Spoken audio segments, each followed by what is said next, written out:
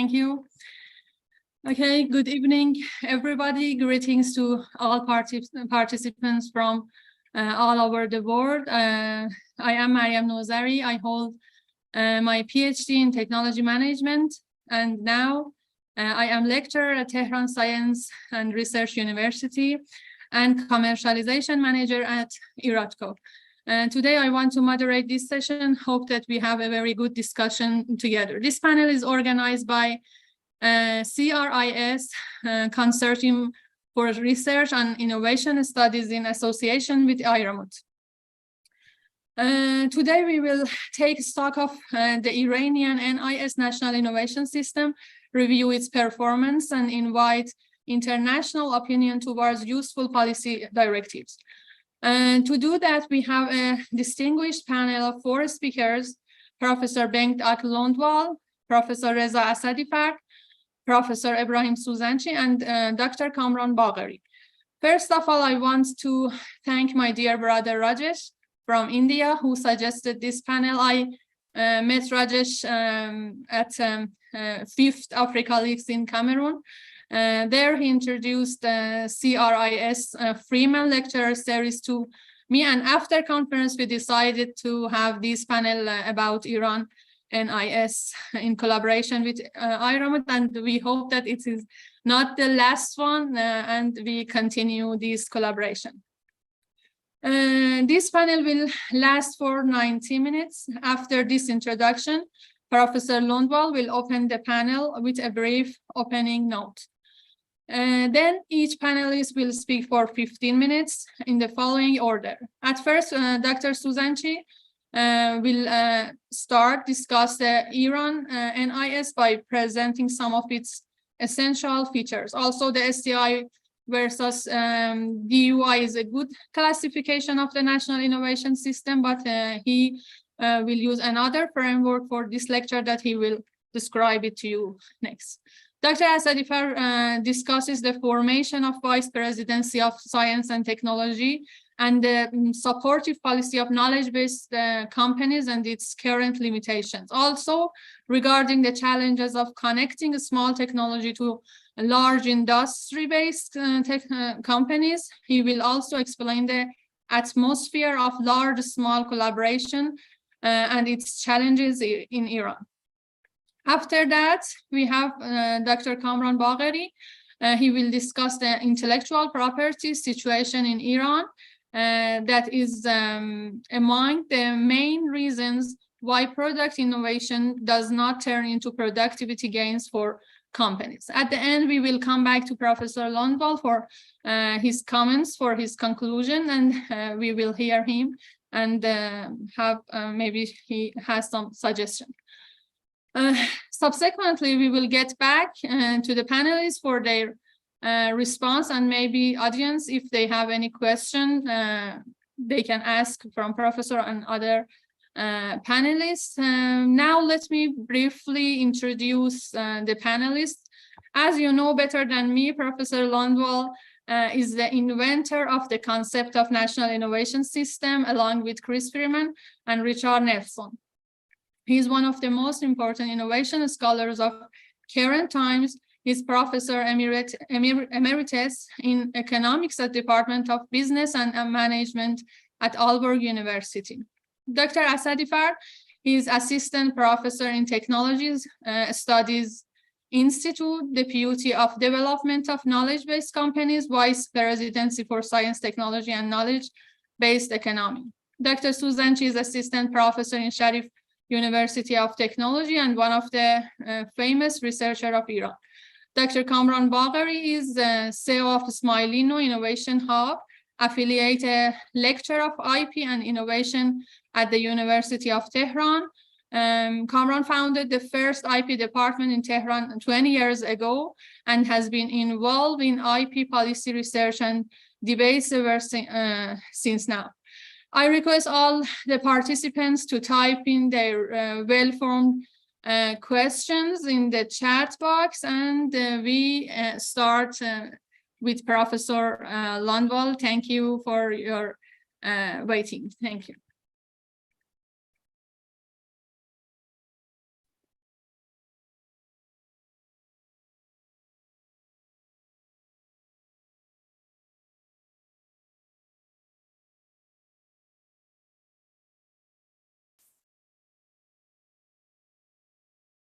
Thank you very much. When I was asked to join this panel, I was very flattered and honored, but I also had some doubts because, and I told the organizers that I'm not a great expert on Iran. But I was told that it shouldn't matter. I should join anyhow. So now I join, and I look very much forward to learn more about Iran in terms of science, technology, and innovation. Recently, I have reflected somewhat about kind of global issues, the world order or the world disorder. And given that Iran is extremely influenced by its position in the current world order, I thought I should start with a few remarks on that before I move on to pose a few questions to my colleagues from Iran, who is going to take part in this. So my first is that what we have now is actually not so much a world order as a world order. And it has different aspects. One is that the hegemony of the US is challenged by the rise of China. And US has declared a kind of technology war with focus on digital technologies and artificial intelligence. And we also have war in Europe. We live in what I would say an era of world disorder. At the same time, we are faced with global challenges, such as a risk for major wars, climate crisis, health crisis, a development of artificial intelligence, which more and more experts speak about as extremely risky for the world as a whole, and of course, global inequality. And this all requires global coordination, collaboration, and therefore, I would say, a new world order. On this basis, I think that there is a window of opportunity for the global South to use the UN system as a platform for initiating and building a new world order.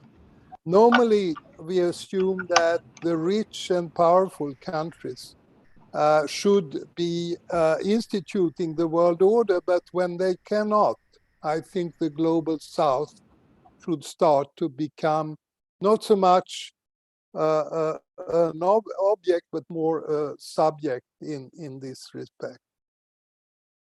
And one thing is that the new world order should not only cope with some of the challenges mentioned behind, they should also install completely new principles for global knowledge sharing and technology transfer across borders. I would say in this second phase of the digital revolution, we have uneven access to knowledge is at the very core of global inequality. In my work on tech giants, we have found that lead firms in global value chains harvest intellectual rents. They harvest their profit on the basis of knowledge monopolies. they draw upon their domestic national innovation systems in the north while doing that.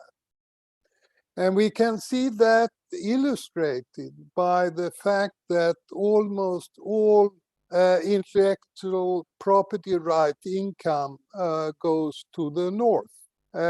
Recently, some now goes to China, which have become a major power in patenting. But this is only the top of the iceberg.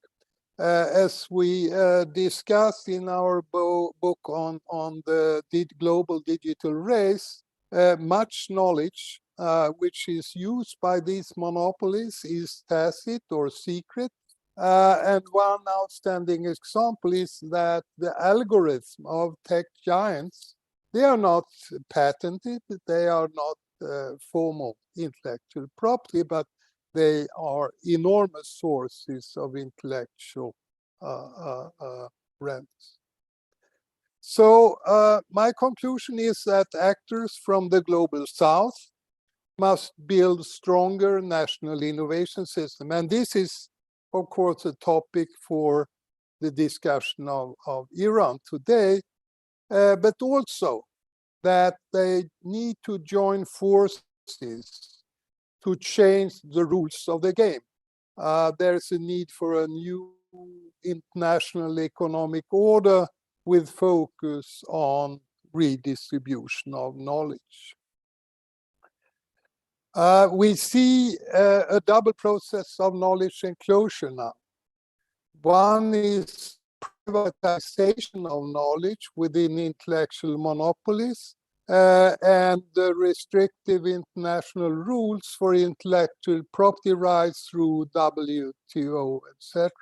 And the knowledge commons becomes less accessible for low-income countries, and at the same time, low-income countries have weaker NSI and therefore less capacity to use knowledge from the commons. I think this general tendency, which has been around for a long time, is accelerated in the digital era. The US took the lead in promoting more strict global regime for intellectual property rights.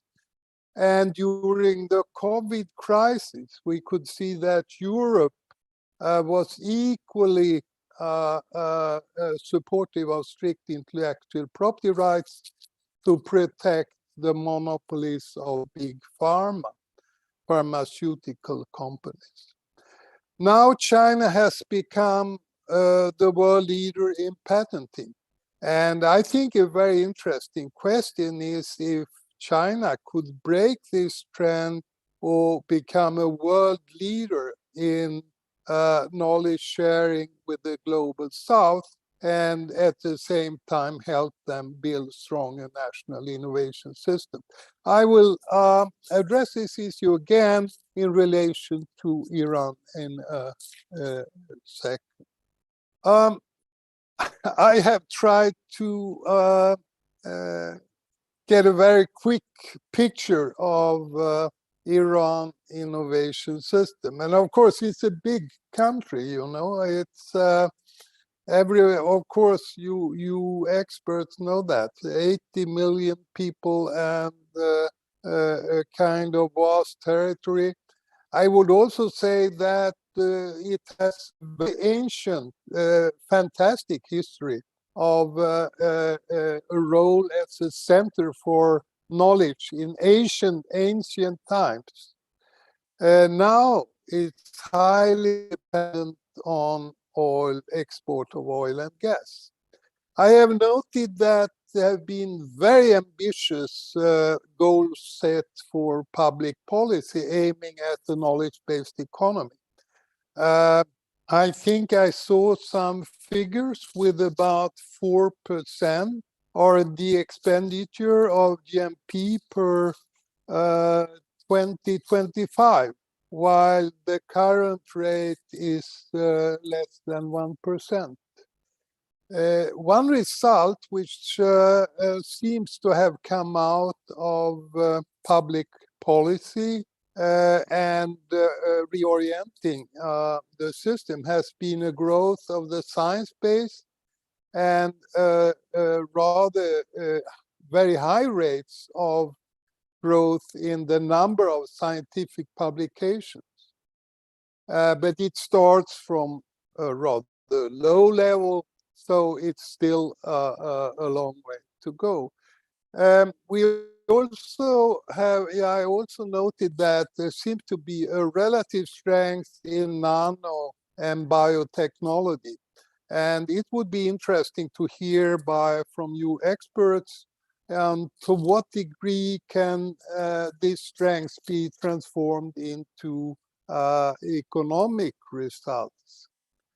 There have been many initiatives in Iran to transform scientific knowledge into innovation. You have incubators, technology parks, innovation. Another new concept is innovation factories. But as far as I understand from what I've read and the kind of discussions I had with you before we started, the impact of this in terms of commercialization of knowledge has been quite limited.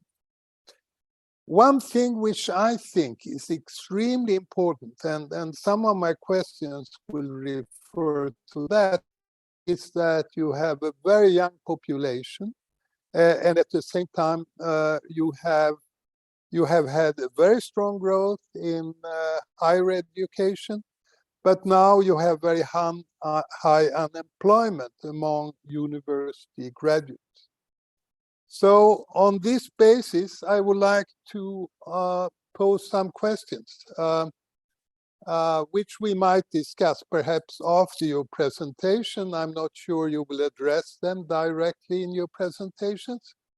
I wonder if there is a potential for experimental university reform in Iran. What I think of is creating new institutions, new training programs with problem-based learning rather than discipline-oriented, and with built-in apprenticeship, so that you, in a sense, reduce the distance between the world of science and the world of business and practice, not only business. And I also wonder, is there a potential for labor market reform where you could offer small and medium-sized enterprises some kind of subsidies or incentives to hire the unemployed university graduates? It would be one way to establish a stronger demand for knowledge in small and medium-sized enterprises.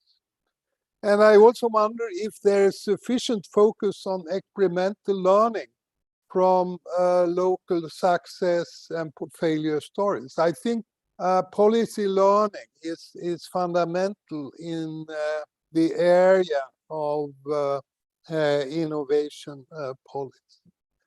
And my final question refers to China. I have noted that recently Iran has increased trade enormously with China, and also collaboration in different areas.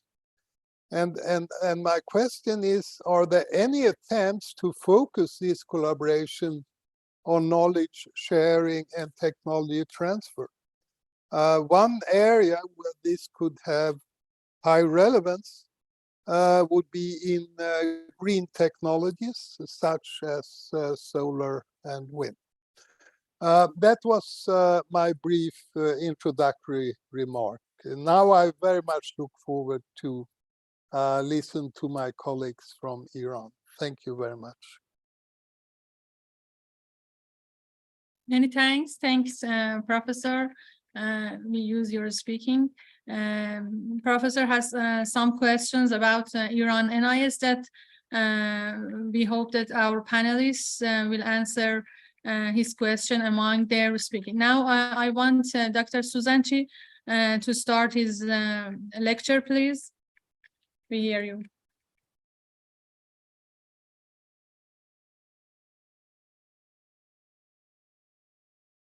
Okay, thank you very much, Professor Lundvall, for your very nice introduction and how you framed the problem for Iran. However, I personally want to share some of my own understanding and comments about Iran's NIS. So I think I have 15 minutes. I would like to spend some time on my presentation and part of this on answering some of the Professor Lundvall's questions. Let me go on. Okay, how does it work?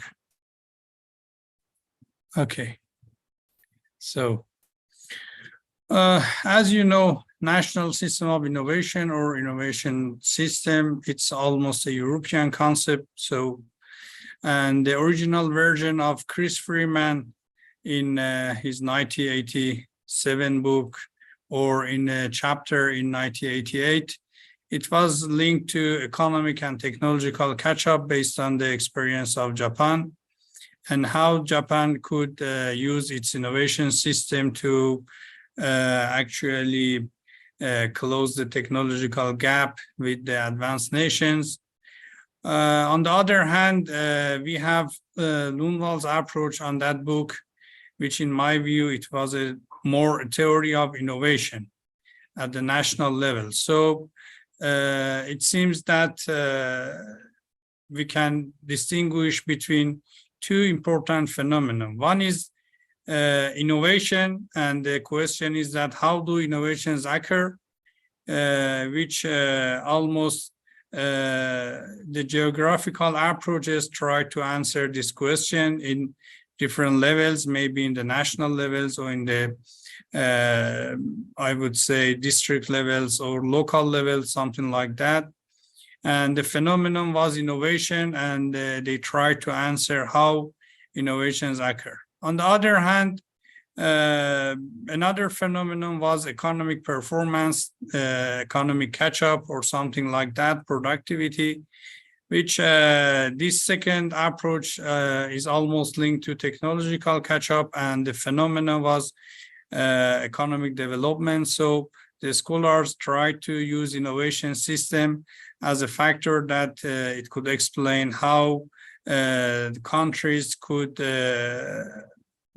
introduce a very good economic performance and something like that. It seems that, however,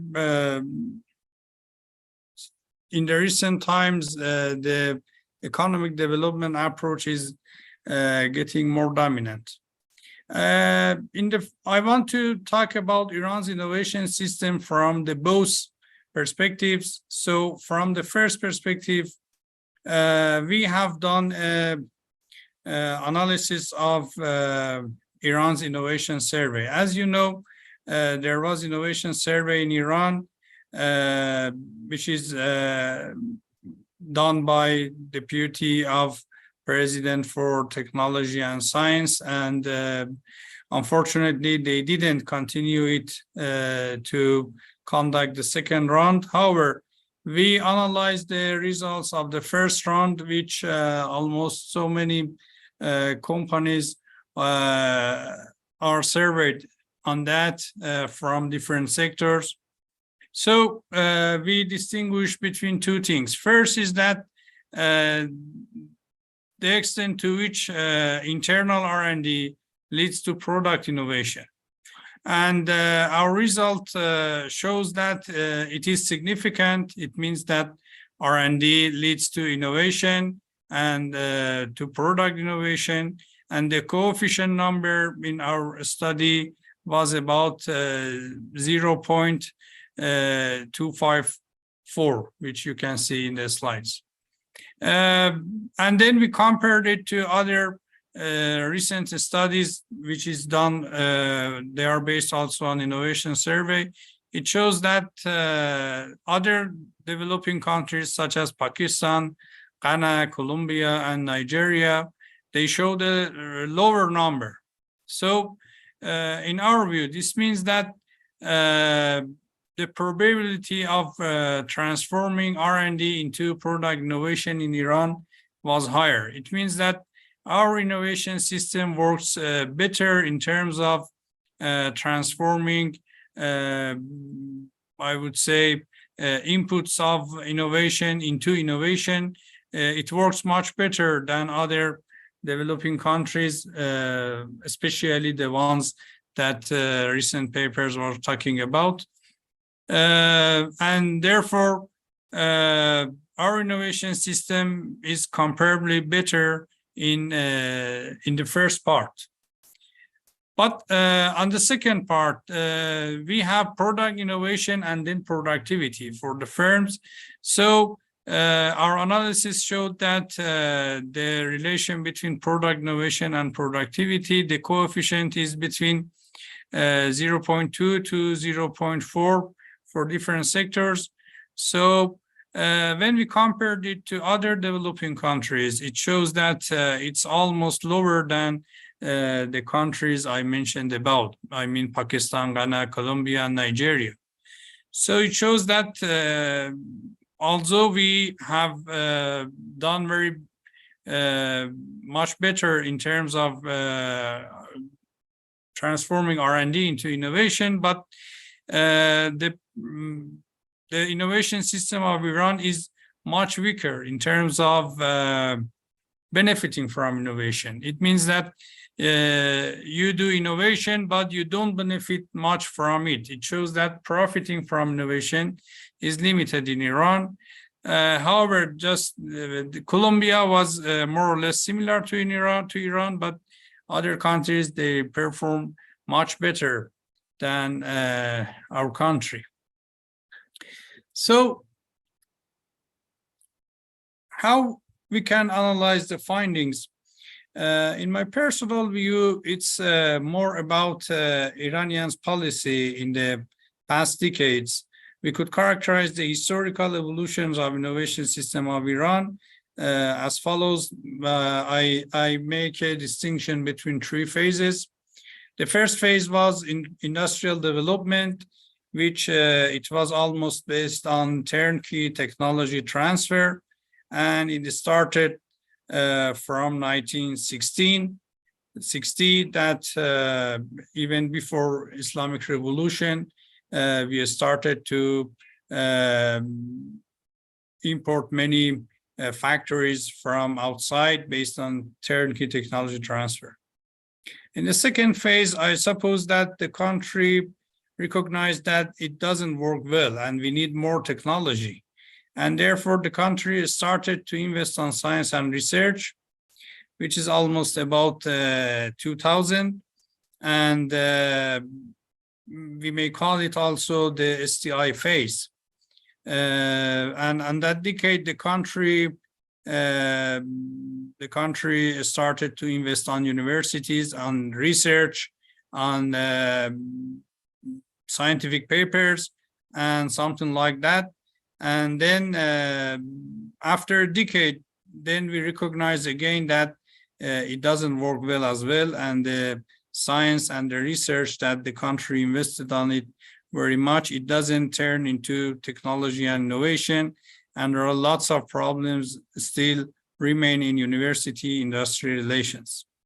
So in the third phase, the country, which is about 2010, it started to focus on knowledge-based development, and you know the famous law that for supporting knowledge-based companies, it's enacted in the parliament of Iran.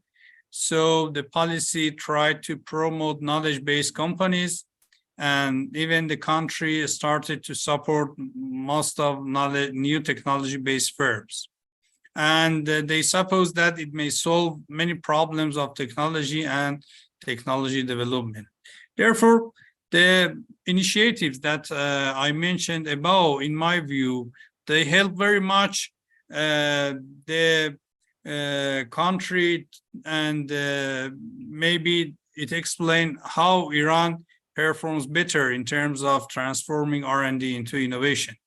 And the probability of transforming R&D into innovation in Iran is very high in comparison to the mentioned country. However, it seems that we are going to realize that even the third phase is not successful, and there are some changes in the law. I may say that very new law enacted by the parliament, which is called the law for what can I say, catching up in knowledge-based development, something like that. So and they try to involve so many large firms in it by initiating some R&D taxes and something like that. But I'm personally still suspicious about the extent to which it can be successful. And in my view, we need a more radical policy innovation in order to fill the technological gap. From the second side, which is the productivity side, I would say that there are many shortcomings in benefiting from innovation, and it's mainly because of the very high government intervention in the market. We see that even if you do innovation, if you are successful in introducing new product to the market or something like that, still you have many difficulties in benefiting from this. And in my view, it's almost about the interventions of the government in the market, such as we may link it also to the business environment, such as market pricing. You see that there are lots of market pricing in Iran. And even if you do innovation, you could not price your product, and therefore you are very limited in benefiting from innovation. There are lots of limitations in the labor market that you see it's still in Iran, and therefore the companies could not hire or fire their employment, their human resources as much they like. There are lots of security concerns also. It is very important problem that many companies they fear from getting large and larger. And also the main problem in the market is that the control of exchange rate, and not only the exchange rate, but also fixing the exchange rate by the government. And even the government asked the companies to bring their money from export to its own system, and then it redistribute it, and therefore it's a very, very tight control on it. And also even the tariffs and controls on export and imports. So there are the things in my view, that are much more important in innovation system of Iran. So when you do innovation by so many supports that government provide for you, but you couldn't benefit from that innovation, therefore your incentives and your motivations are getting lower, and therefore you wouldn't like to continue to do innovation. So there's a paradox in the two sides. In the one side, the government push the companies, go for innovation, I support you, and then in the market side, it limits them and tell, okay, stop here, and you are not allowed to benefit from your innovations. So for the future, I think that although the country has invested heavily on advancing technological knowledge, the incentives for business companies are limited, mainly because of limitations in the market to benefit from innovations. And in my view, if we want to discuss and talk about Iran's innovation system, we need to radically change the perspective toward market rather than technology. So This is my personal view. How much time do I have, Mariam? If I can answer some questions by Professor Lundvall as well. Your time is finished, but if Professor has any question, you can answer. But the time of the Because lecture is Professor your Lundvall 15 asked time. 4 questions first, so I may point just Okay, we come back. okay, in terms We of come back labor to- market reform, I don't see any opportunity right now, and maybe it's getting worse for the market reform. In terms of university reform, I suppose that there are lots of new opportunities right now, and the country is going to realize that it could reform its university system and to push them more towards problem solving and something like that. Regarding policy learning, I am still suspicious because there are lots of changes in the policymakers, in the government system, in the people, and therefore, in my view, policy learning is limited. And regarding technology transfer and collaboration with China, maybe Mr. Asadi, Dr. Asadi Far could answer better than me, but lots of problems regarding sanction. It poses many challenges for doing that. Thank you very much. Thank you very much, Dr. Suzanchi. Dr. Suzanchi described, although STI versus DUI is a very good structure for analyze the national innovation system, but he chose another structure for his lecture. He said that we distinguishes 2 types of activities, the extent to which spending on R&D that will lead to product innovation, and the extent to which product innovation will lead to productivity benefits, and then analyze the national innovation system of Iran according to this structure. Many thanks to Professor Suzanchi, and now I want Dr. Asadifar to has his lecture. For someone that joined us now, I must say that because I see that we have a lot of guests from other countries, African people and other one. And Dr. Asadifar is assistant professor in Technology Studies Institute, deputy for development of knowledge-based companies in Vice Presidency for Science, Technology and Knowledge-Based Company Economy of Iran. He wants to speak about the formation of the Vice Presidency of Iran and the supportive policy for knowledge-based economy. Many thanks, Dr. Asadifar. We hear you. Hello.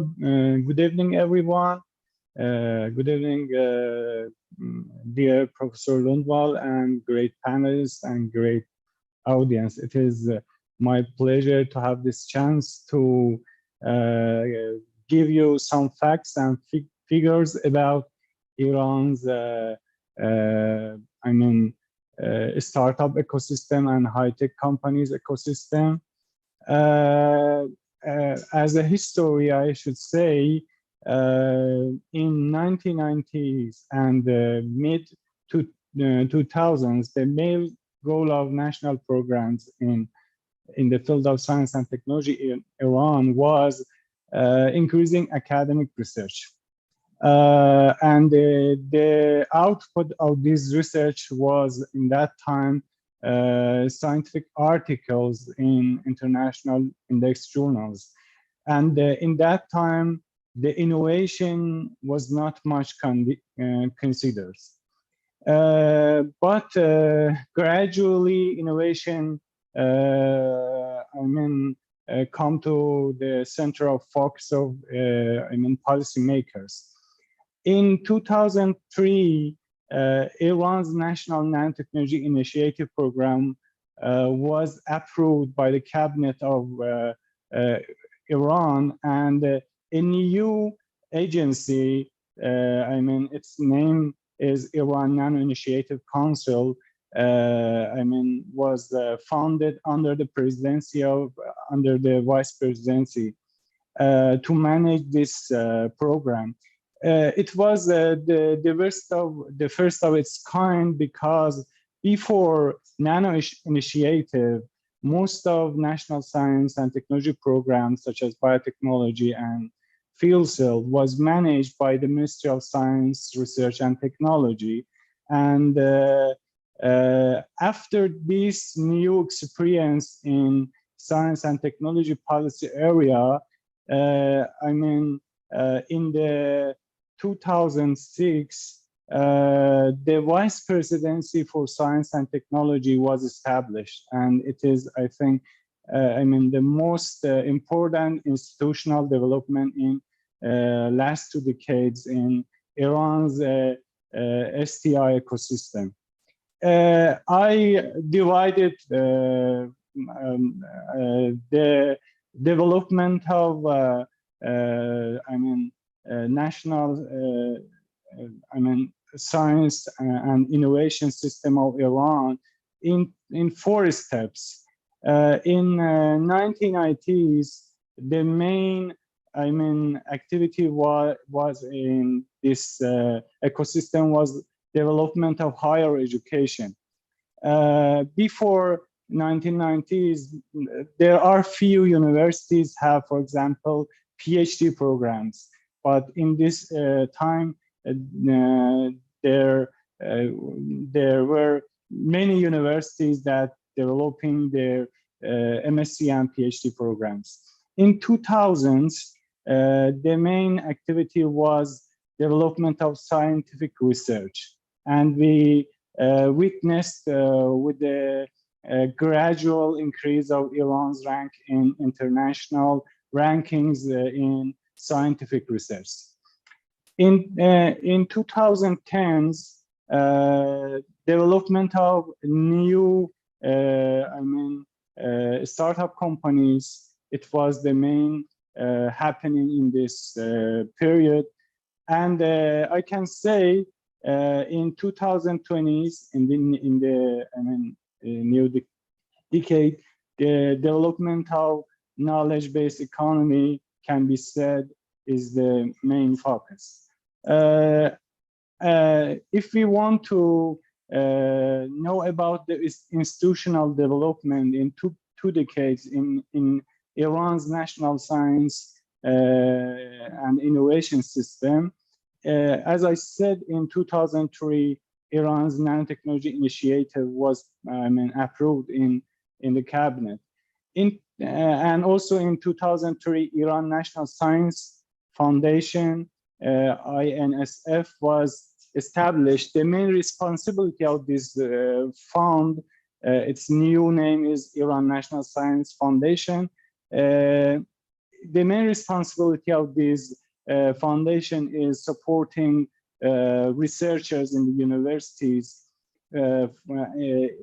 And in 2003, Vice Presidency for Science and Technology was established, and in 2022, the title changed to Vice Presidency for Science and Technology and Knowledge-Based Economy.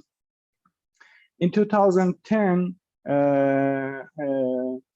Knowledge-Based Companies Act passed in the cabinet, and in 2012, Iran National Innovation Fund was established, and the nearest development is in 2022 that the Knowledge-Based Production Leap Act passed in the parliament. There was a discussion for decades in Iran that how we can transfer the research achievements of universities to industries. As Ibrahim mentioned, we had a lot of research in universities, and we had a lots of achievements, but they were not translated to the economic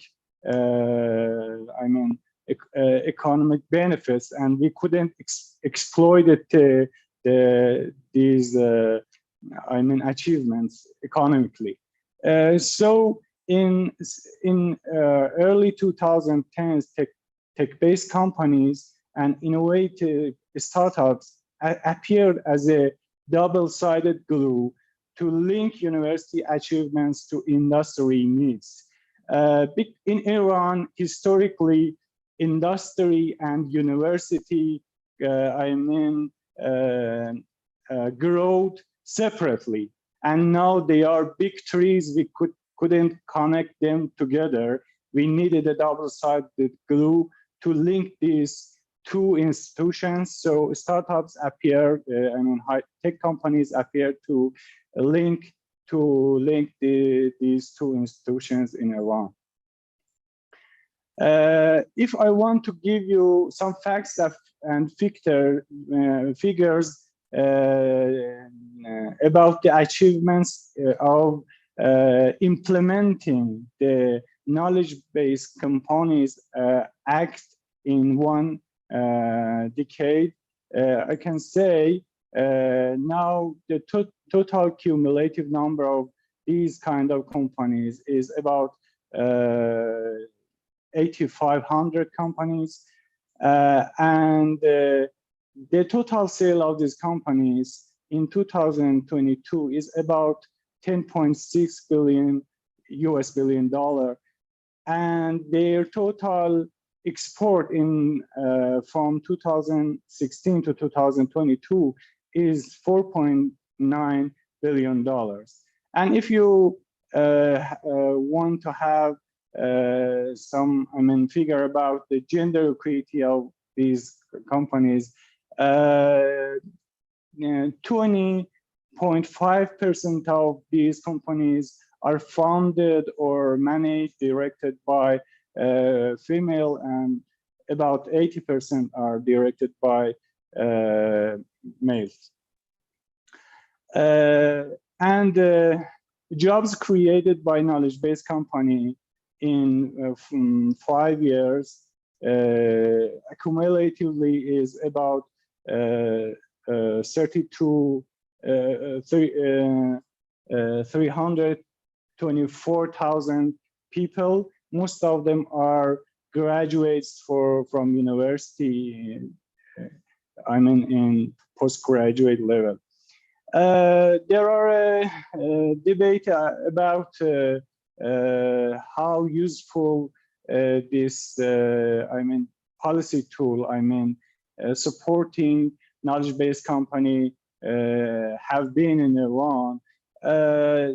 Yet now I can say there is a minor contribution of these companies in national economy. It's about averagely it's about 2% of GDP, and so as Ibrahim mentioned, we need new policy tools to increase this contribution in the national economy.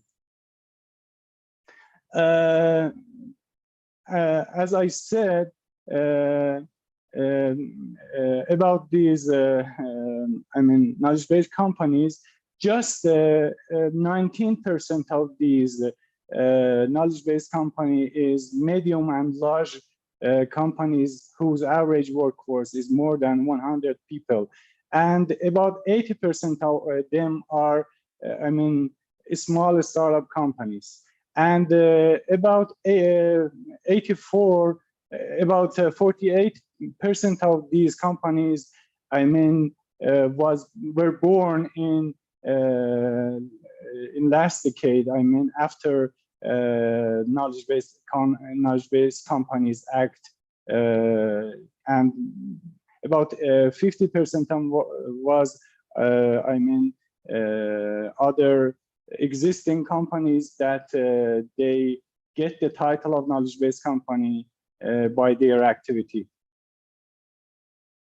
And I should admit that despite the many advertisements about supporting knowledge-based company in Iran, I can say not enough government budget has been allocated to support these companies. For example, Iran National Innovation Fund just received $2.6 billion in the first day of its foundation, and after that, I can say, I mean, there is no other, budget allocated to this fund. It's ignorable, I can say. So if we come back to industries and their innovation in Iran's economy, Iran's economy is mainly operated by public or state-owned economic holdings and a few number of large private companies. About 75% of economy is operated by state-owned or public-owned economic holding and companies. These companies, most of these companies are active in the fields based on natural resource and lower medium tech industries, and do not have much activity in knowledge intensive areas and industrial sectors. The share of R&D expenditure from the GDP of Iran is very low. It's less than 1%. It's 0.88% in 2019, most of which belongs to the government, and the share of, private companies and industries is very low in this, R&D expenditure. The main, reason to me that makes industrial companies, private companies, they don't have motivation to work on innovation and spend on innovation is the protected and non-competitive market. As Ibrahim said, most of the markets are protected by the government. Lower standards and lack of presence in the international, markets. There are some the reasons for lack of motivation of industries to spend on R&D. In 2022, a new act was passed in the parliament titled Knowledge-Based Production Leave. The main idea of this act is that we need to encourage industries to, raise their innovation, and we need many, supports and institutions and regulations to, to switch on their innovation engines, to switch on industry's innovation engine.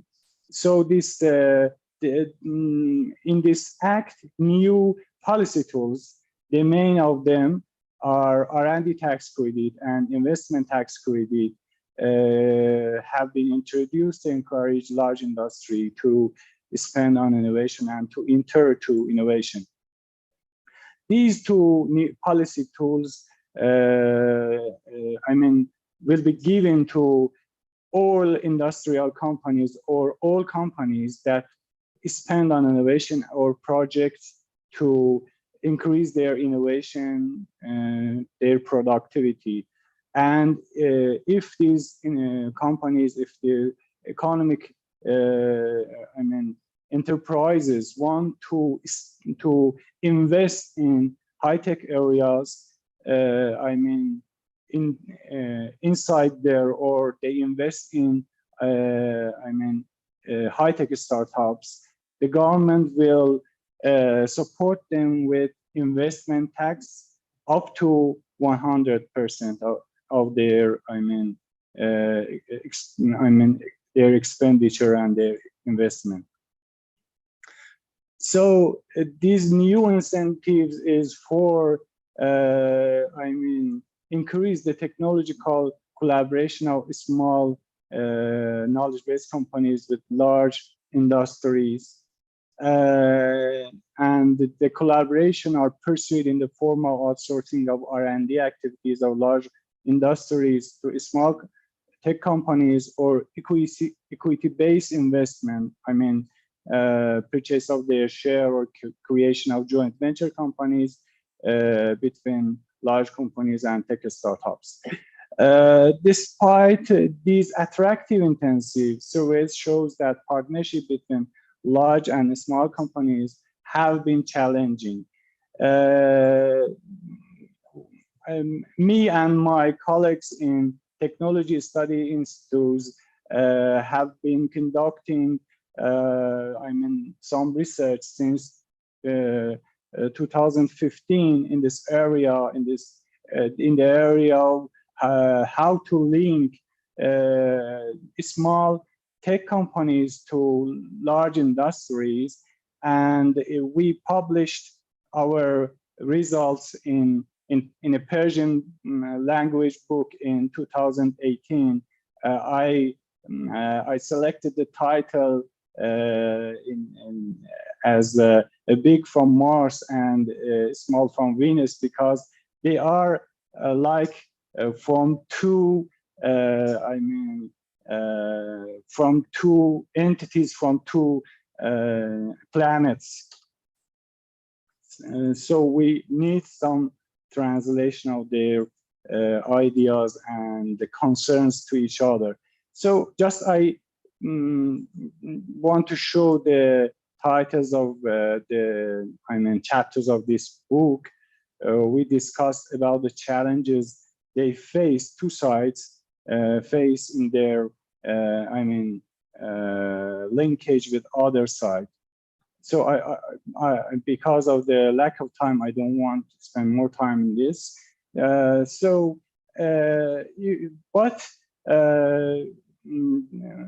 As you know, there are complementary assets in these two kind of companies. As you know, large industries and large enterprise have some weaknesses: slow decision-making process, low innovation rate, low risk tolerance. These weaknesses are more more than other countries in Iran because of traditional weakness of these companies. And small tech companies have lack of financial resources, weaknesses in business skills, and lack of infrastructure for mass production. And on the other side, large enterprise has some strengths, just like access to human and financial resources, access to market channels, and mass production capability. And small tech companies have the ability to quick response to market demand, high rate of innovation, and high level of risk taking. So if we could bring these two kind of companies together, we could enter to new area of science and technology ecosystem in Iran. Mariam is saying that my time is running off, so I want to skip these slides, and if we have some questions in the end of panel, I can explain more about this. Thank you for your attention. Okay, thank you, Dr. Asadifard. Doctor, if I want to summarize Dr. Asadifard speaking, he said that at first when we started in Iran to support the knowledge economy, we think that the companies that their roots are in the universities are the most important thing, that we must support them. Then we understand that it is not enough for making knowledge economies. We must support the state-owned companies, and the kind of collaboration between them is so important too. Many thanks to Dr. Asadifard, and now I want to invite Dr. Kamran Bagheri to start his lecture for awareness of some of our guests that come to the meeting now. I must say that Dr. Bagheri is CEO of Smilino Innovation Hub, and he's one of the important one in IP innovation, the IP in Iran, and now I want him to start his lecture. Thank you.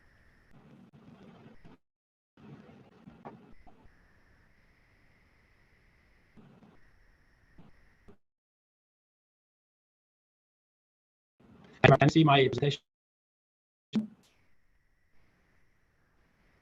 Do you see my presentation, Maria?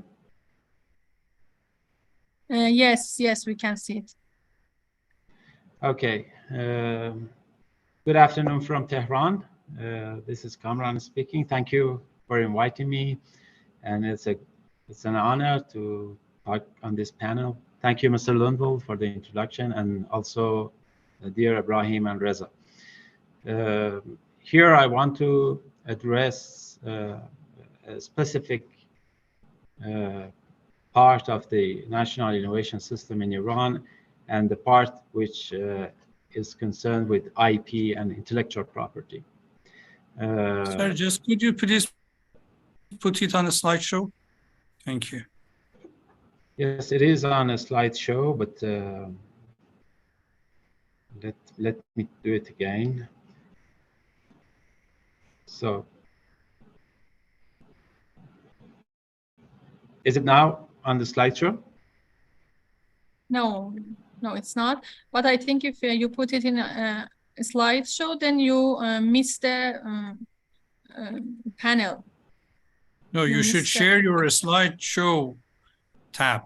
Let me stop sharing and share it again, because now it's on the slideshow on my computer.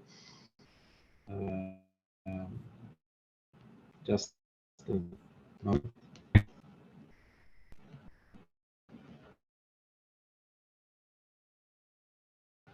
It's because you come late.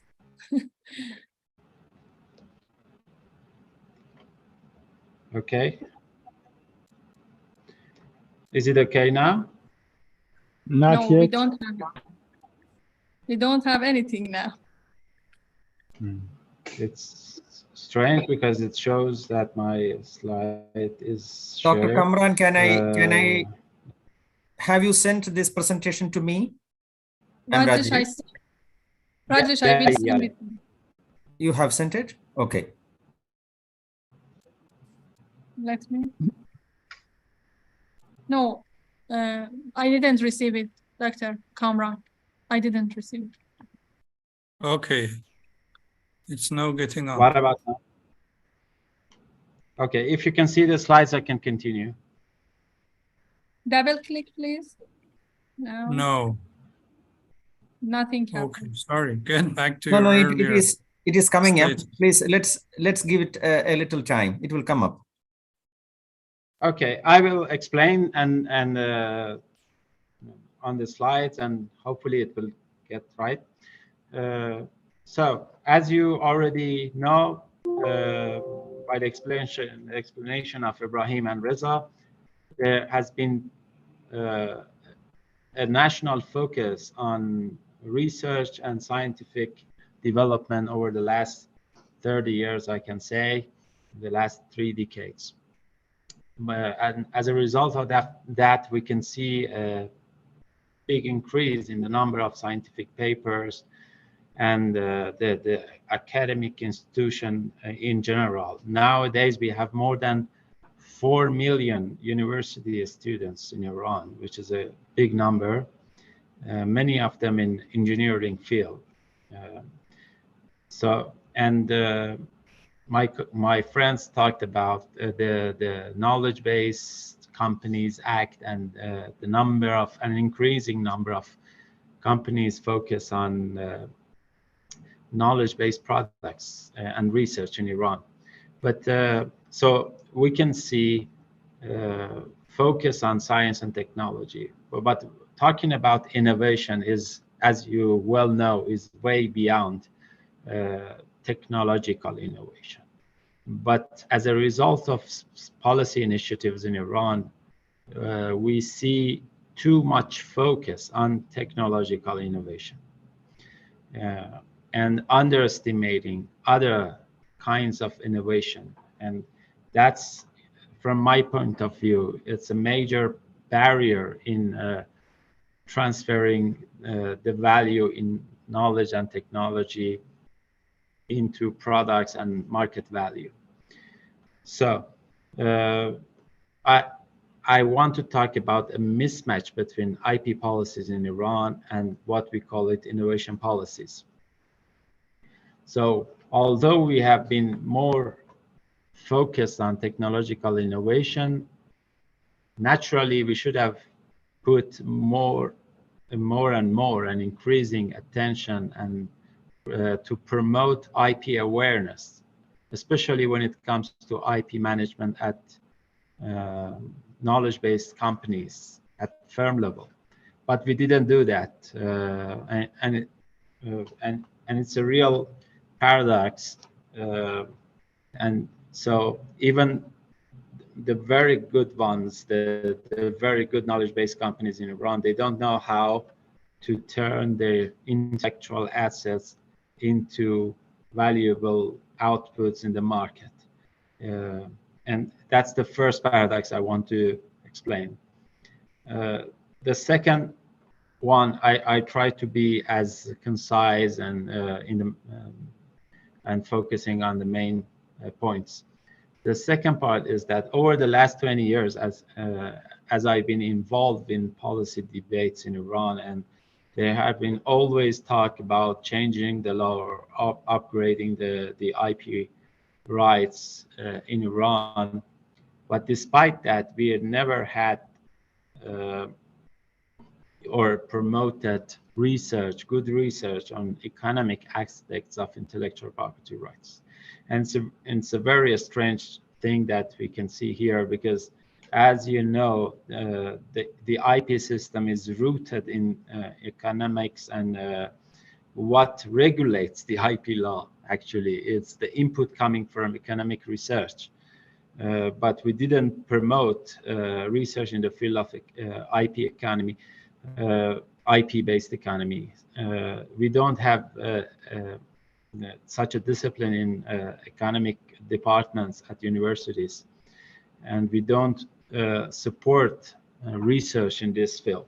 So out of my own experience of being involved in parliament discussions on IP law, I've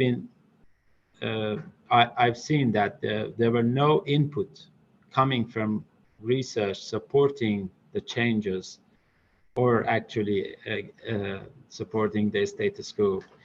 So this is another mismatch that I wanted to address.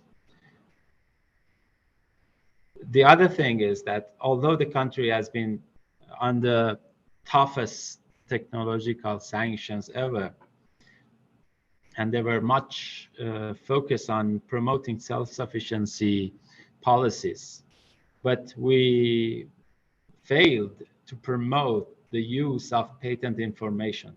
As you already know, patent information is the most important source of technological knowledge.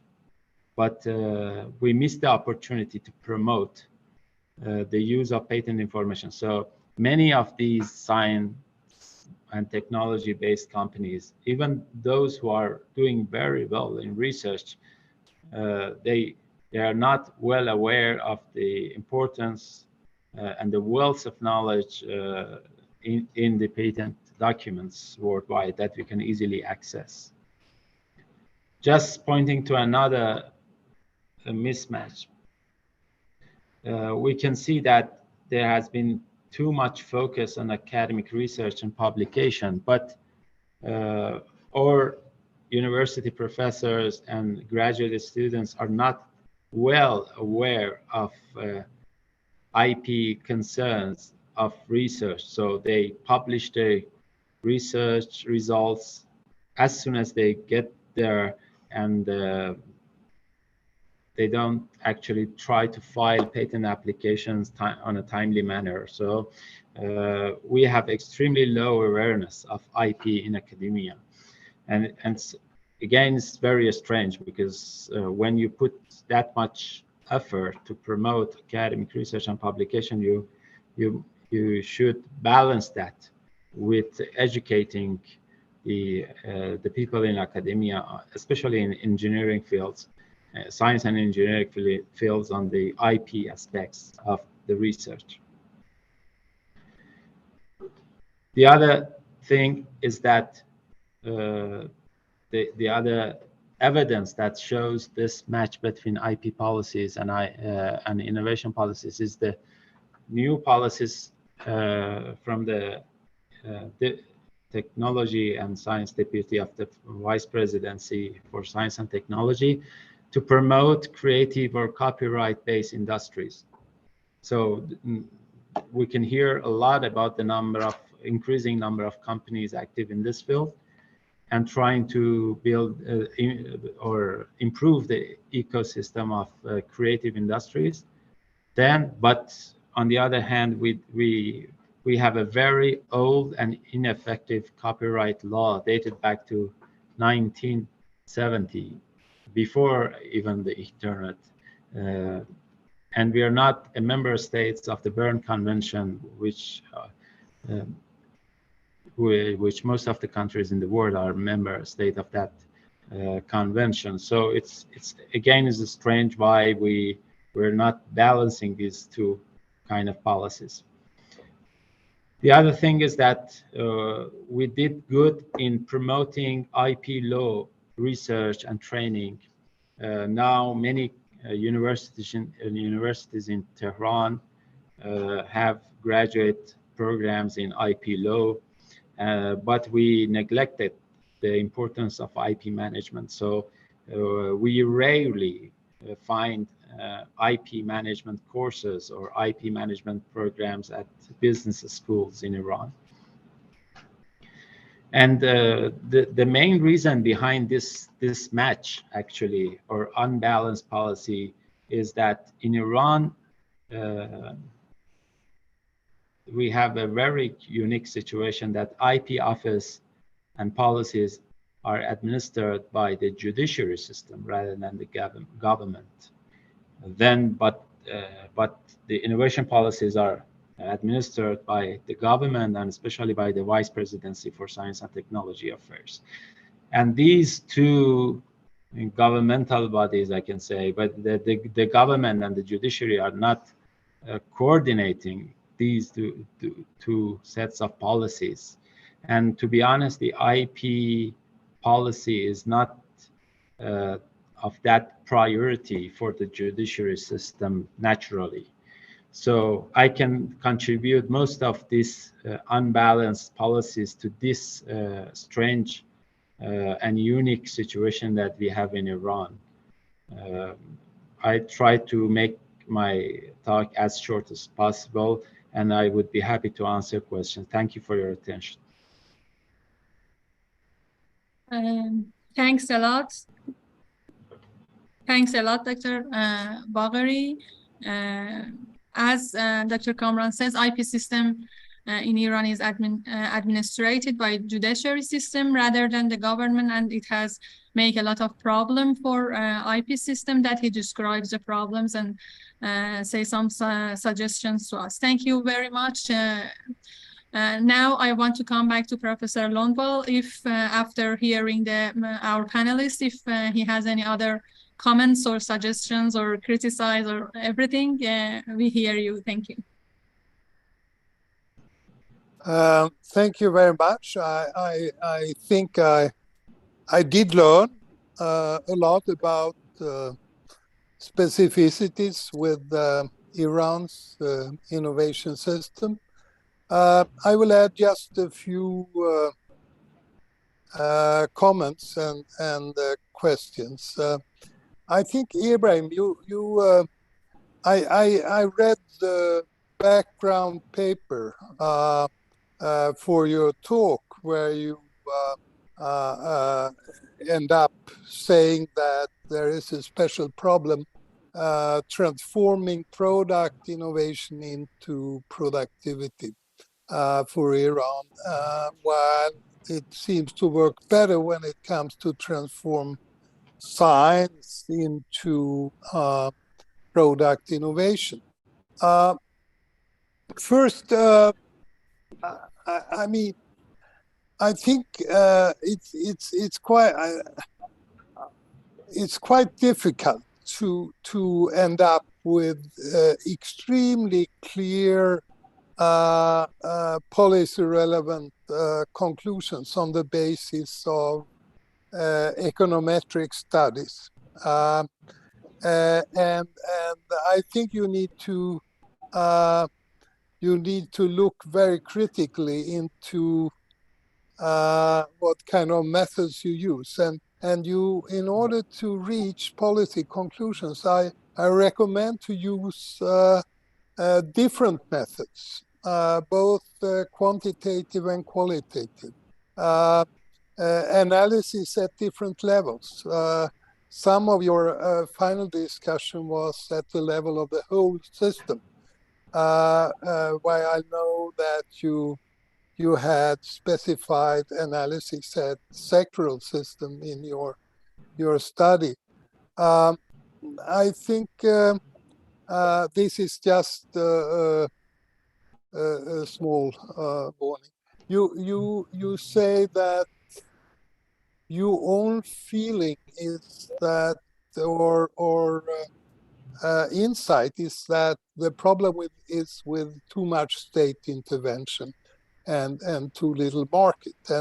And you're probably right, but I couldn't see in the paper how you link these things together.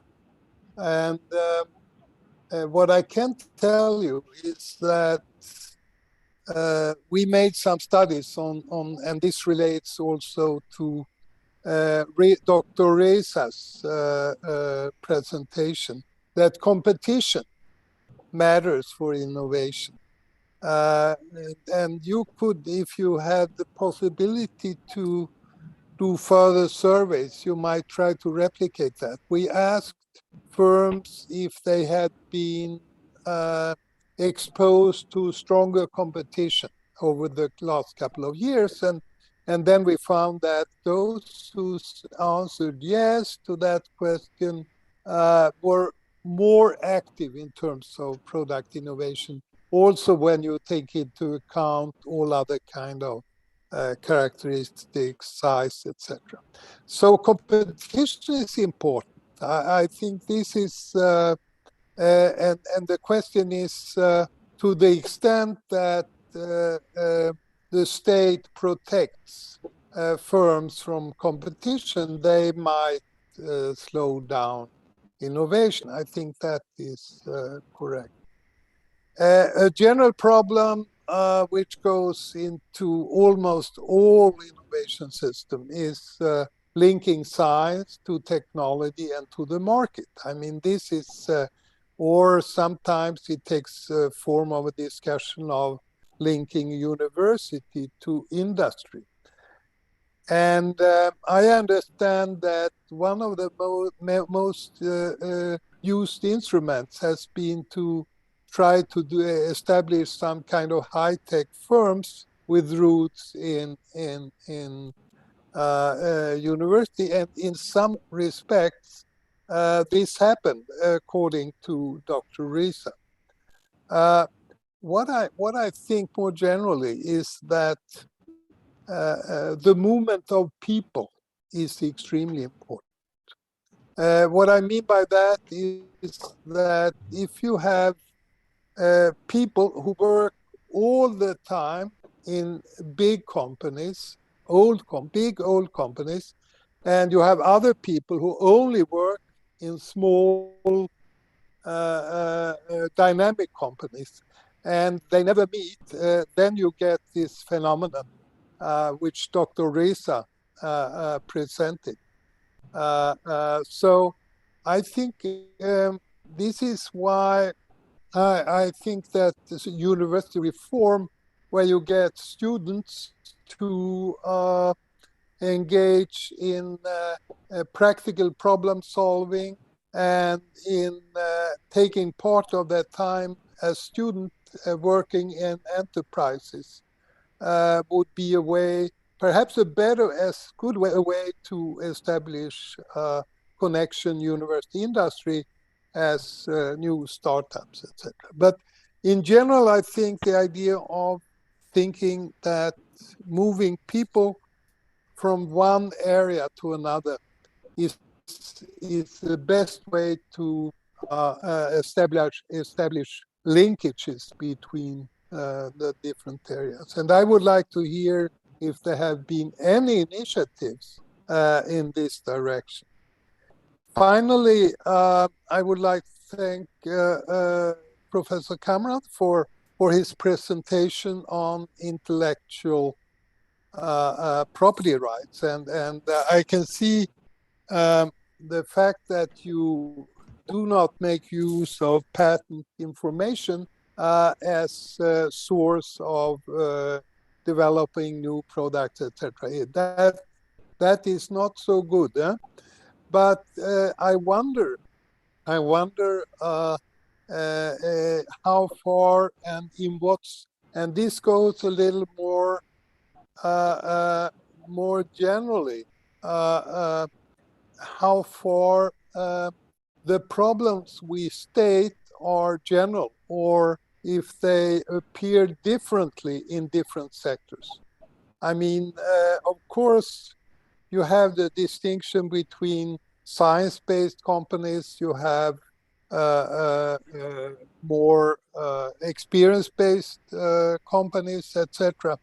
And I think in most, and this is also true for, I think, the analysis of Ibrahim, that it would be perhaps interesting to break down some of the analysis and discussion even more to sectoral level.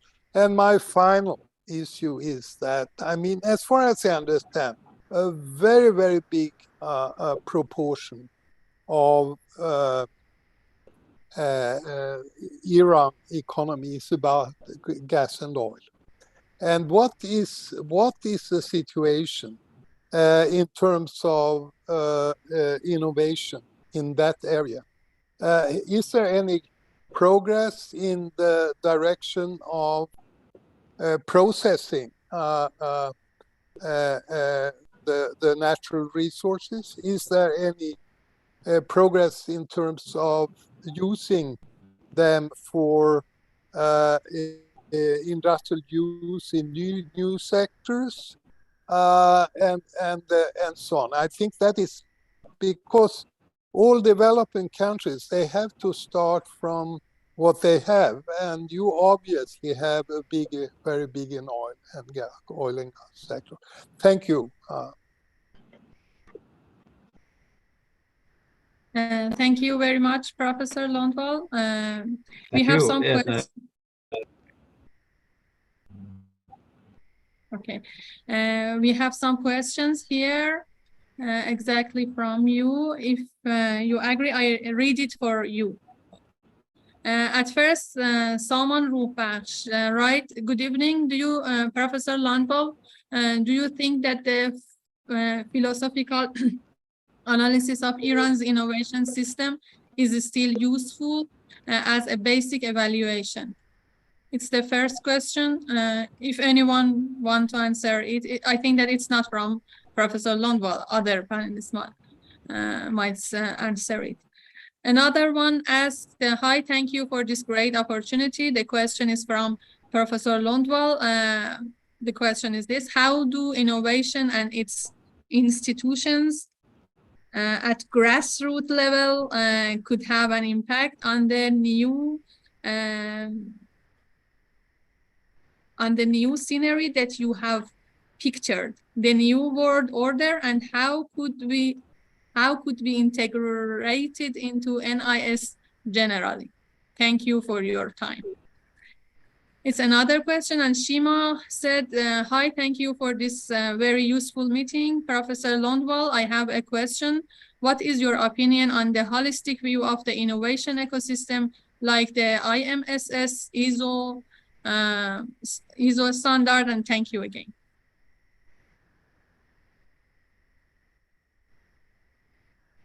We just have these 3 questions until now. If you want to answer now, you can. I think perhaps we should let the other panel participants say a few words. Huh?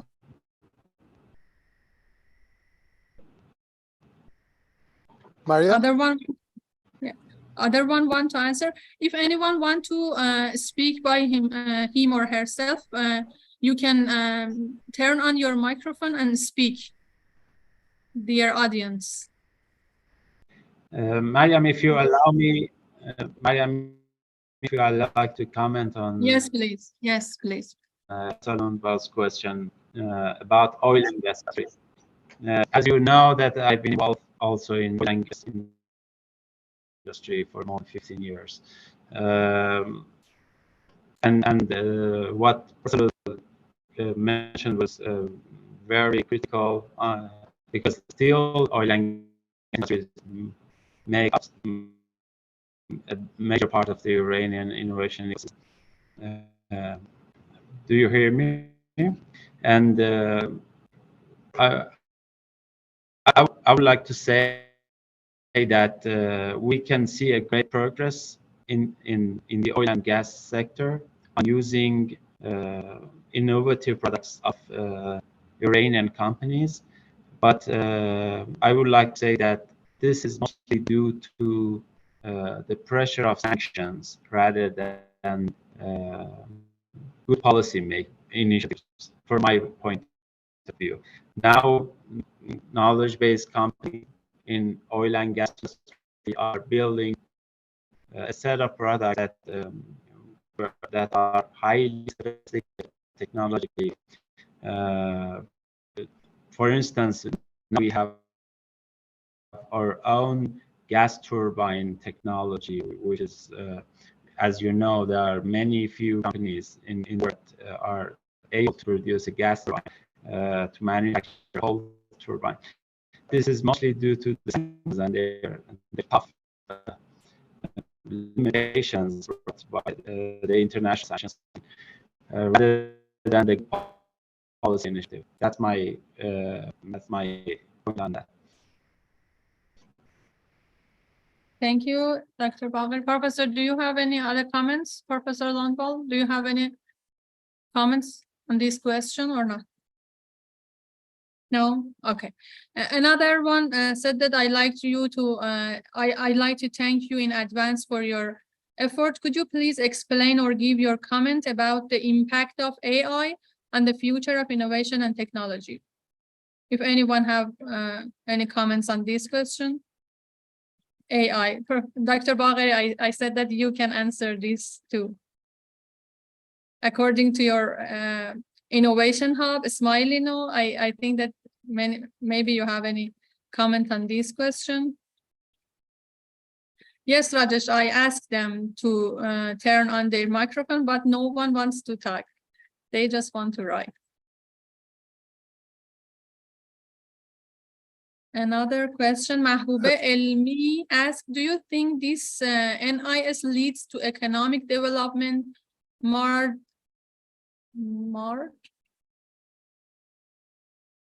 this economic collapsing?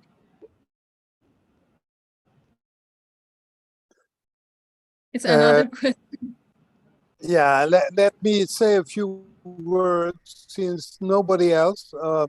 I think I would like to hear from Dr. Reza and Ibrahim as well. I think this issue about grassroots, I had one question which I was thinking about, and that is, what is the kind of general understanding of the role of knowledge in Iran? Not in the government, but among people.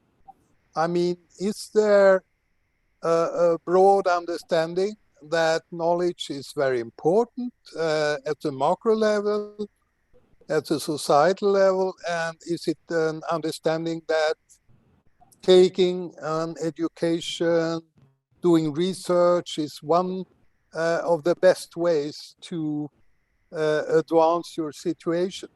I mean, as far as I understand, the government had very high ambitions on investing in knowledge, but they didn't succeed. And is this because there is not this kind of broad understanding of the importance of knowledge?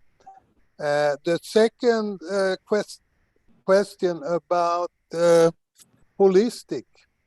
I mean, in some of my papers, I make a distinction between a narrow definition of the innovation system, which is mainly about science, technology, institutions, etc., and a broad definition. And I think the broad definition is necessary when it comes to understand what's going on in a country like Iran. If it's holistic, I'm not so sure. I mean, of course, you have to do some kind of abstraction, but yeah, you have to make, as I understand it, a kind of historical analysis of the system in order to understand which are the most important dimensions of the broadly defined innovation system. Then there was a question about philosophy.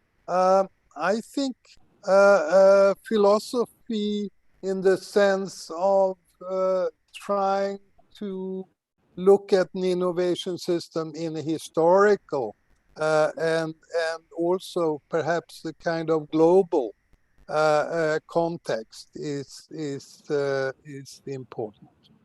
Stop.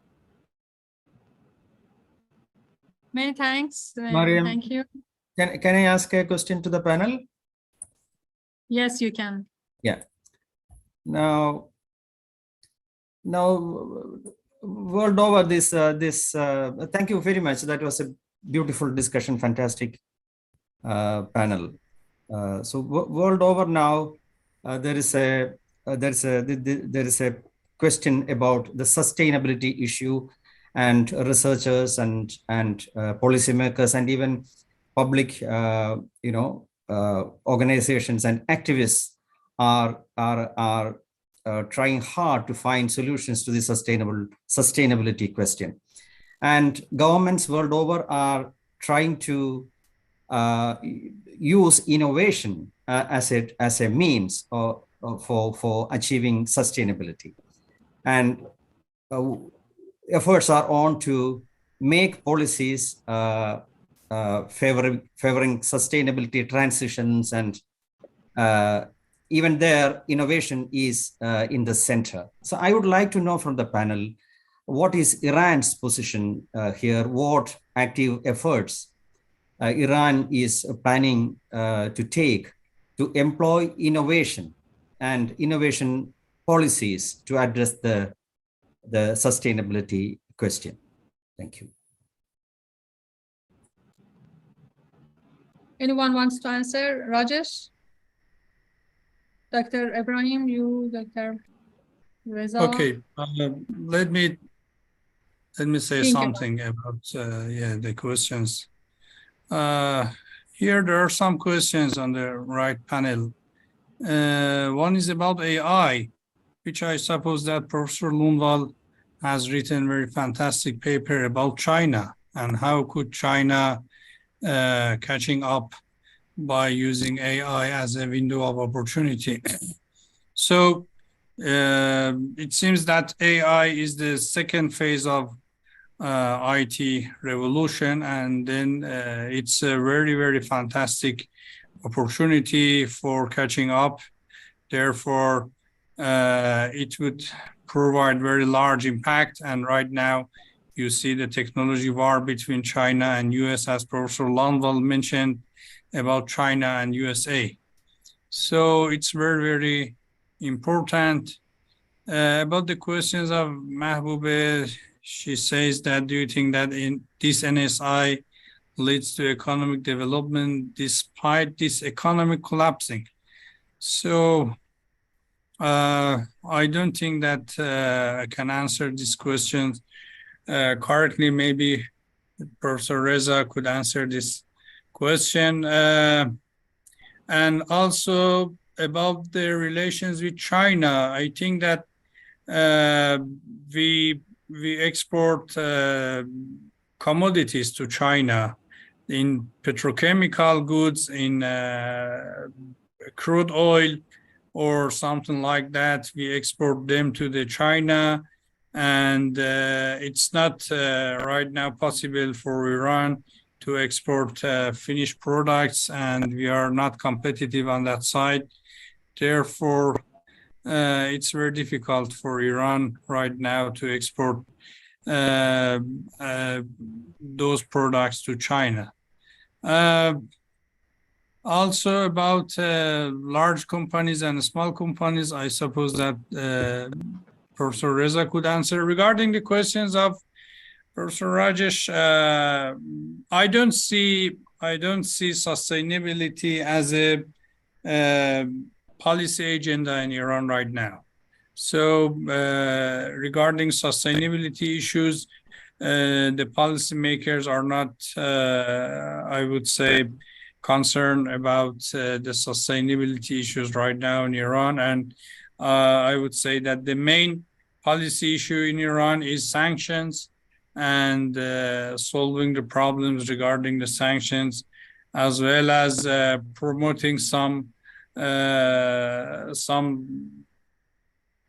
specific technologies in the country, and there is less concern about sustainability. Thank you. Thank you. Thank you. We have another question. Yes, please. I had some comment.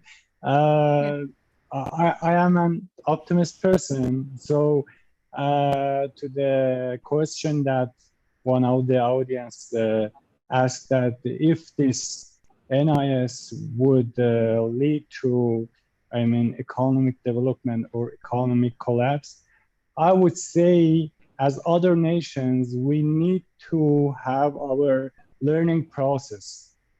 Policy-making people, as other, I mean, people need to learn, I mean, how to formulate policies, how to implement them, get feedback from the implementing, and I mean, start the new cycle. So, as I mentioned in my presentation, we had 3 or 4 steps, learning from the last step and starting the new step. So I think we are going to gradually go from exploration to exploitation of innovation. The new act that was passed in the cabinet in 2022, the knowledge-based production lead, besides some new policy tools, have some new governance rules that stimulates industries to be more productive, to be more energy saving, to be more innovative. So I'm optimist, and I think we are learning, and the way ahead is hopeful. Thank you, Dr. Reza.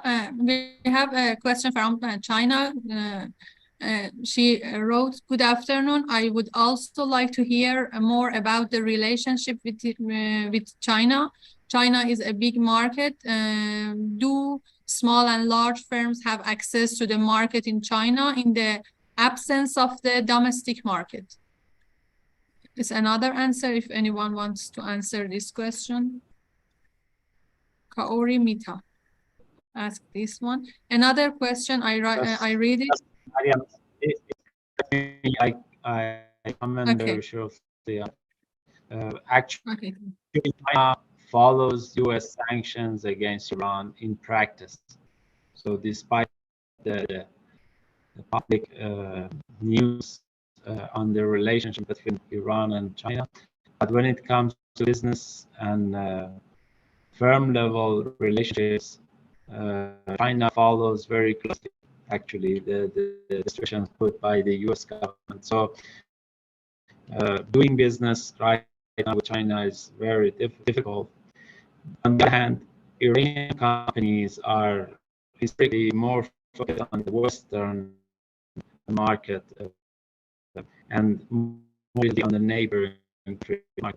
But when it, even at the corporate level and firm level, there is much attention to opportunities in the Chinese market. Yes, thank you. And another question. May I ask another question here? I mean, yes, exactly. and this relates to China, but also to all other countries that have an interest in Iran's resources in terms of gas and oil. I mean, you have something to offer, and you also therefore have something to demand. And therefore, I think there might be an issue about giving other priorities and making different deals when it comes to exchange of natural resource products versus access to knowledge coming from the other way. It's not simple, and China will not be necessarily, like any other country, might not be enthusiastic to share technologies. But it's a question of negotiating. This is what China has done. They have offered their enormous market and cheap labor to the West. But they did so in order to get access to knowledge from the West. And now I think other countries could enter similar discussions with China. But of course, I know it might be a new way of thinking, but it might be worthwhile to think like that. Many thanks, Professor. We have another question. It's, I think, Dr. Reza, it's from you. Alemo write that, thank you very much for invitation to this meeting. My question is concerning the linkage of large companies and small companies. How are you going to solve problems among the companies to improve the relationship between large companies and the small companies so that knowledge-based production continues? As I said, there are two kind of, routes and policy tools.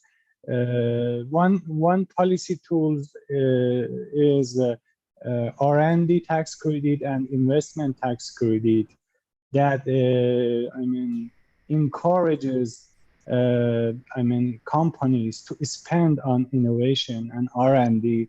If they spend on R&D, the expenses will come back to them by R&D tax credit. And if they invest on high-tech companies, small high-tech companies, and make subsidiaries and spin-off companies in the high-tech area, also again, the government pay back the expenses through investment tax credit and other regulation in the energy area that enforces industries to be more energy saving. So they need new innovative areas, new innovative technologies, technological innovations to solve their problems, and also some restrictions about protecting environment. So also in this area, they need to use innovation. They need to analyze their, their disposals. So these the government rules and these incentives and enforcement, I think, will encourage the main industries and main economic sectors of the country to open their doors to innovation and to be more innovative and to think about open innovation and linkages with universities and startup companies. Many thanks, Dr. Reza. Shima, please turn on your mic and ask your question from Dr. Suzanchi if you want, Shima. And we have just another question. We must finish the panel. Sohrab Asa asked, beside policy making programs, how do you face the roles of culture, history, and society in running a functional NIS? Just Shima, please turn on your mic and then we must finish the panel. Shima, you don't want to? If you don't want, if anyone wants to answer this question, please answer, and then we must say goodbye to audience and viewer. Sorry, just Dr. Saidi asked me if he can turn on his microphone and ask his question. Yes, he can turn on. I cannot see his request here. He can turn it on Mr. by himself. Saidi MR. Okay. Yes, he's Yes. on now. Thank you, Ibrahim, for your attention. Thank you. Thank you for all the comments and also speakers. I learned a lot. But I have a comment and also a question. We heard a lot of comments from speakers and other peoples within the panel. I think our main problem within the system is liability of outsidership because of sanction, as Ibrahim mentioned. I mean, we under isolation, national innovation system cannot be successful, even if we have a lot of factors which facilitate innovation. But being within isolation, I think it is the main problem of national innovation system in Iran that can lead to, limited access to resources, innovation, technology, information, knowledge, capabilities, opportunities, a lot of things, and even maybe decrease the competition and dynamics within the market. So my question is here that from Professor Lundvall, what do you think, how we can overcome liability of outsidership under sanction to increase national innovation system in Iran? We have a lot of opportunity, we have a lot of resources and a lot of talents, but this is a big problem, I think, nowadays. Thank you. Thank you, Mr. Saidi. Rajesh writes that if anyone wants to talk, he can turn on the mic and talk. If not, okay, thank you. If not, we can finish the panel. If any panelists don't have any comments, we can finish the panel. I want to thanks a lot from Professor Lundvall for hold on for a moment. Yes. I think Professor Lundvall would like to respond to that last question. Yes, yes. Yeah, I could just say a few words. I mean, if you are isolated or not, you can change your situation, and you can do it more or less smart ways. So I think the policy debate is relevant under all circumstances. The second is, as I said in my first slide, I think Iran and other countries in the global south should work for a new world order with less boycotts and less economic warfare, less technological warfare, more willingness to share knowledge. So I think until that happens, you need to use the relations that you have. This is why I mentioned China a couple of times, but it could also be India, it could be countries in Latin America, and of course, in other parts. I know that Iran is active in the Middle East with contacts with a number of countries. So you need to exploit the openness which is there and try to increase it, both things. Thank you. Thank you, Professor. Rajesh, can we finish now? Yeah. Please. Okay, I want to thanks a lot from all of our dignitaries, panelists, and hope that the collaboration with CRIS continue and have more panel. We hope that meet Professor Longwell at GlobalX in Kerala. Soon today, the GlobalX sent email that our paper is accepted, and hope to see you there in Kerala soon. Thank you, all of you. If there isn't any comments, we can goodbye to all of you. Thank you. Thank you. Thank you so much. Thank you. Thank you and goodbye. Good night. Thank you. Bye-bye. Thank you, Professor Longwell. Thank you all. And goodbye. I'll try to send some comments to you, Ibrahim. Oh, very nice. Thank you very much. That would be very helpful. Thank you. Thank you very much. Bye-bye. Goodbye. Bye. Thank you.